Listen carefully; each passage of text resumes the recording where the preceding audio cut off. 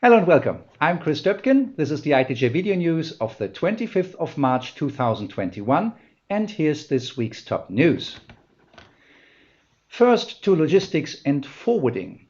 The US-American firm AIT Worldwide Logistics has started a new partnership and ended an old one. The private equity group Quad C Management has sold its full stake in AIT to the Jordan company from New York City, thus marking a step into recapitalization. The transaction will be finalized at the end of March. AIT has just crossed the threshold of $1 billion in gross annual revenues.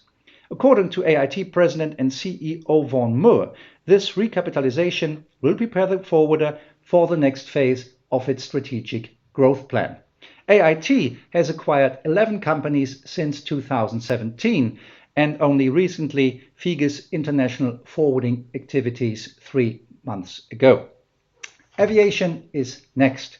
Thai Airways International and Thailand Post Distribution have joined forces to conduct research and development in logistics and e-commerce according to a recent memorandum of understanding.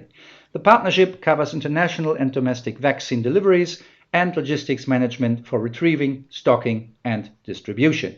It will also develop e-commerce activities and digital platforms for product distribution.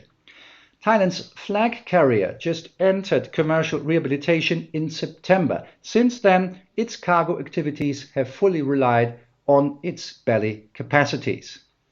Now to people and companies. In the Lübecker Hafengesellschaft LHG on the Baltic Sea, Altwin Harms on the right has been appointed the German port's second managing director with effect from the 1st of April 2021. Sebastian Jürgens on the left, currently sole managing director, will be head spokesman and in charge of operations, finance and restructuring amongst others. In addition to his previous responsibility for marketing and sales, Harms will focus on personal strategy and tariff policy. He joined LHG as a shared manager 30 years ago and has been member of the management team for a while. In the intermodal sector, Canadian Pacific Railway CP and Kansas City Southern KCS have entered into a merger agreement. CP has agreed to acquire KCS in a stock and cash transaction representing an enterprise value of $29 billion. Following final approval from the USA's Surface Transportation Board, the transaction will combine the two railroads to create the first network connecting the USA, Mexico, and Canada.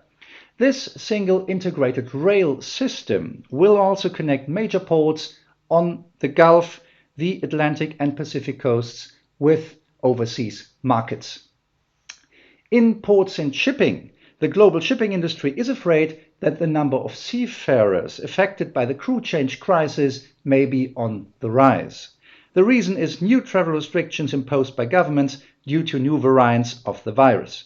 The latest industry analysis show that 200,000 seafarers are currently affected, a significant reduction from the peak of the crisis when 400,000 seafarers had to be repatriated. ICS Secretary General Guy Platten said that there's a great concern over new travel restrictions imposed by governments. Seafarers must be designated key workers. So far, only 55 countries and 2 associate members of ICS have declared seafarers to be key workers. There you go. That was the ITJ video news of the 25th of March 2021. Thank you very much for your interest. To stay updated, follow us on our YouTube channel or via LinkedIn. I'm looking forward to welcoming you again in a fortnight. Goodbye.